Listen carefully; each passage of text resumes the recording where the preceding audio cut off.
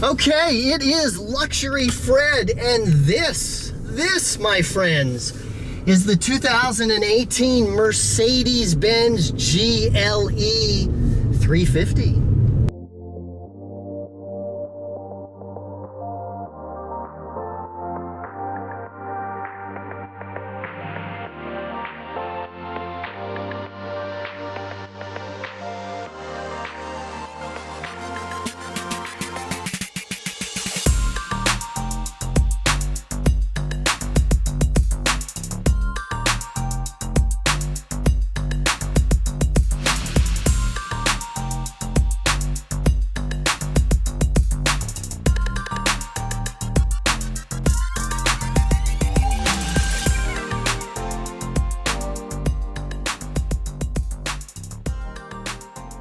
This is Mercedes' 5-passenger, I guess you could say, mid-size SUV. Just to confirm, I did my research. So the smallest SUV is the GLA, then we have the GLC, then this is the GLE, the next size up is the GLS, and that's the 7-passenger SUV. You can see a review of the 550 GLS on my YouTube channel, and I really liked the Mercedes SUVs. I think they're expensive, but they give you a real quality ride and real quality driving experience.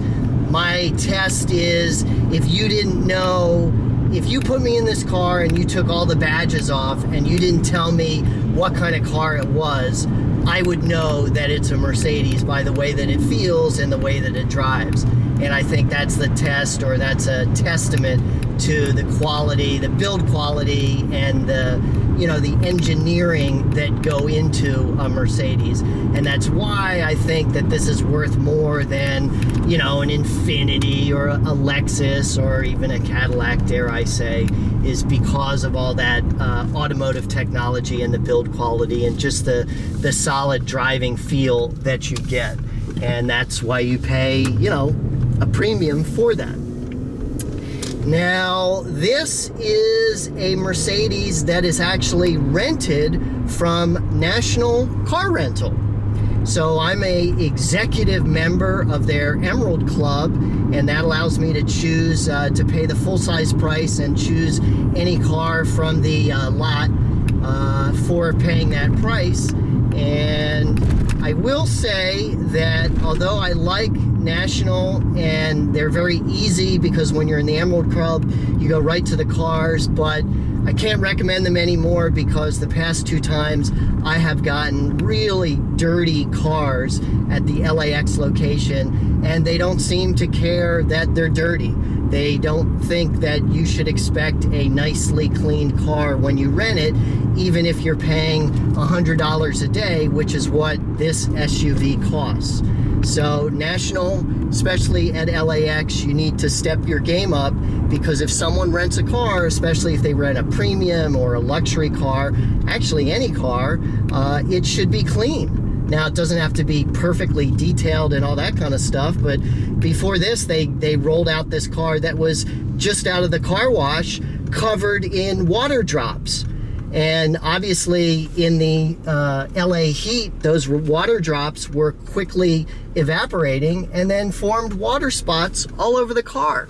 So I was recommending National, but after getting a couple of those dirty cars at LAX, I just can't recommend them any longer. So that leads me to my next complaint. Is not complaint, but as a car reviewer, I deal with a lot of different car companies, and normally they give me a car for maybe a week, 2 weeks, something like that, to review. I get a chance to drive it around. I get a chance to drive it in all different driving conditions, you know, going to the store, doing errands, taking it on long road trips and things like that. And there are some car companies that are great to deal with, and other car companies that are not so great to deal with. So if I can just let you know on kind of some insider information, or just to be real with you, Mercedes, the PR department is rude. they don't even respond to my emails.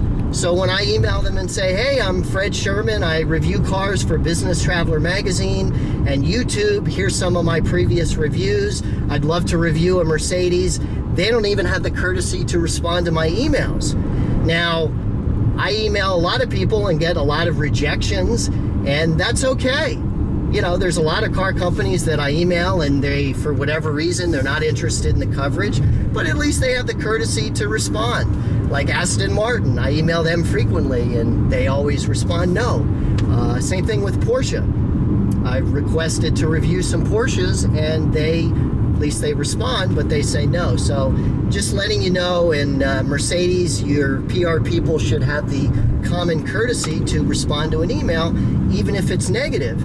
And if you're a Mercedes-Benz marketing executive and you're watching this video, you're paying these PR people and they're not even fielding requests from car reviewers like me that are very interested in your cars and help sell cars.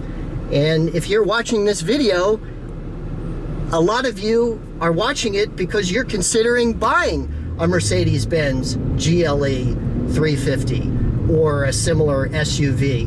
So that's why you're looking at the video, to get some information. So again, Mercedes doesn't seem to care, but I'm able to just rent a car to review it for you like this. So what else? So I had the GLS 550. That was the 7-passenger SUV, and that was my first experience driving a Mercedes SUV. And as I said, I'm really impressed with just the overall feel. Now, to talk a little bit about the details of the car, the base price of this is $52,200, and that's before any options. As far as I can tell, this car is a base model and doesn't have any options. That gets you a 3.5 liter V6 engine, which gives you 302 horsepower, which is okay for this car. For red light starts and around town and things like that, it's quick enough and it's very responsive. One deficiency that I see is when you're on the freeway, if you floor it and you want to pass someone, there's a lot of lag and there's a lot of really non-responsiveness with the engine. So it's really tuned for kind of, I guess, I'm not sure what that means. But like I said, when you start from a stoplight, it's reasonably fast. When you are on the freeway and you floor it to try to drop down a gear and pass someone, it's not that fast, and it's kind of slow in really getting to that right gear. Now, with that said, that's probably due to the freeway gearing. This has what's called the 7G Tronic 7-speed transmission. So maybe it's just that on the freeway it's in such a low gear to give you the best gas mileage that it takes a while for it to downshift. Now, you do have paddle shifters on this SUV, and that puts it into a manual mode, so you can shift it that way yourself. 0 to 60 time on this is 7.5 seconds, so it's reasonably fast. So now if I floor it on this side street, you can see it does okay. And gas mileage is 18 miles per gallon in the city and 23 on the highway. And I like to say this now at the beginning of my videos: if you like what you see, please go ahead and click subscribe and subscribe to my channel. I have lots of great luxury car and luxury travel videos, so please subscribe. Okay, so enough babbling. Let me give you a quick tour of the outside of the car. See, it has Mercedes' basic SUV shape. They've kind of rounded off the hood and the front edges there a bit more than in previous models. Get a good side view there. And again, kind of has that normal footprint, a little bit wider than a lot of your typical mid-size SUVs from Infiniti or Lexus, which I like. And then you've kind of got a more sloping rear end there than in previous models that were more vertical, kind of like that.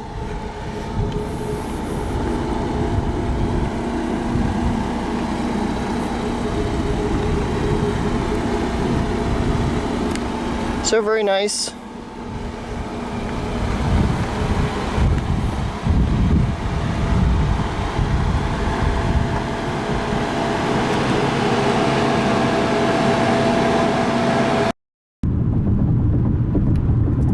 And now let me show you around the interior. One thing I don't like, you don't have automatic locks. You know what I mean? You have to push the unlock button. I know it sounds like a hassle, but most every other modern luxury car has the, you know, the keyless locking. Anyhow, here we are inside the GLE 350. I'm always impressed with the interiors of these Mercedes SUVs. Very good build quality, even on this, the base level, so to speak, without any extra options. So we have, it's not leather, it's that famous MB Tex simulated leather interior. But we have some wood trim on the dash, you can see up here, very nice. Very substantial, solid leather steering wheel, typical wonderful German feeling steering wheel. This has a 7-speed transmission, but it does have paddle shifters also, which you can use to change gears and put it into manual mode. You have memory, you have your seat controls over here, window controls here, lighting, infotainment system controls here. Your cruise control is this little stalk down here, windshield wiper and stuff like that. Very basic, mainly analog gauges, which I like. And then you have your little digital display here in the middle, which you can configure and change what information appears there. You also have this larger infotainment screen up there that shows the radio and other functions. Your gear shift selector is this thing on the steering wheel, and you change gears with that, and you push that in to put it into park. Start stop button there, climate control here. In the center console you have this area with a lighter power supply and your cup holders, which does cover up. There's a little cubby hole down there for your phone. This is your kind of infotainment screen controller to move things around and to change what you're working on. You can see media, navigation, vehicle settings, things like that. Not sure what Mercedes calls this. It's your drive mode selector. You have an individual mode that's customizable. You have a sport mode, a comfort mode, and a snow mode for maximum traction. You have a little cool center console here, which opens up kind of butterfly style like that.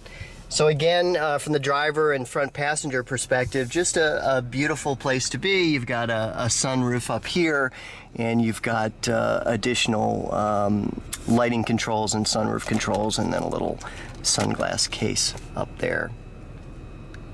So let's take a look at the back seat. Okay, now looking at the back seat. It's a 5-passenger SUV, 2 rows of seats with a nice size storage compartment back there, which I will show you. So you have a center console with the seats, and then seats come back like that. Sorry.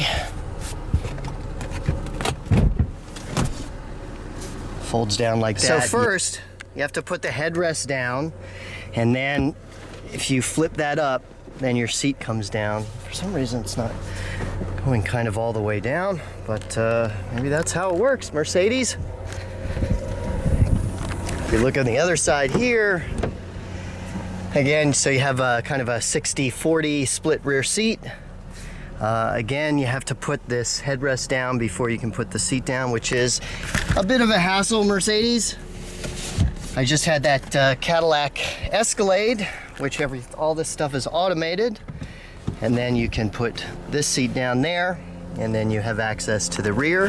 This does have an automatic opening rear, so if we push the button there, so for some reason the trunk doesn't open when the doors are open, I believe.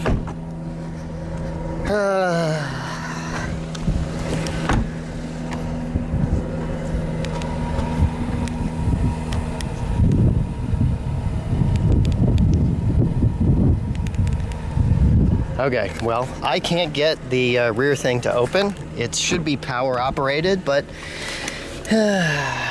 okay. So I had to use the switch there. Not sure why the key fob wasn't working. So then you have here your large rear section. You do have a cargo cover that you can pull up like that, and then you have the big space there. Again, with the cargo cover, this you can take this whole thing off, and then you have the space. Obviously, if you put the front seats more forward, those rear seats will go down all the way.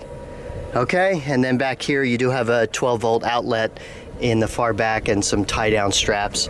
Under here is your spare tire. Okay, so that's it for the back. Let's see if it closes automatically. Nope, for some reason it's not doing that. We do have a button there to close it automatically, but not sure why the key fob isn't working. It was working before, but some little Mercedes quirk, I guess. Okay, so I think that does it. That's my review and drive of the 2018 Mercedes-Benz GLE 350 SUV. Thank you very much for watching. Again, if you like what you see, go ahead and subscribe to my channel. Click like under the video. Please leave me a comment. Let me know what you think of the car. Let me know what you think of the video. And let me know what other cars you'd like to see me review. You can see more about my drive in the Mercedes at my blog, luxuryfred.com. And of course, follow me on social media at luxuryfred and at drive with Fred.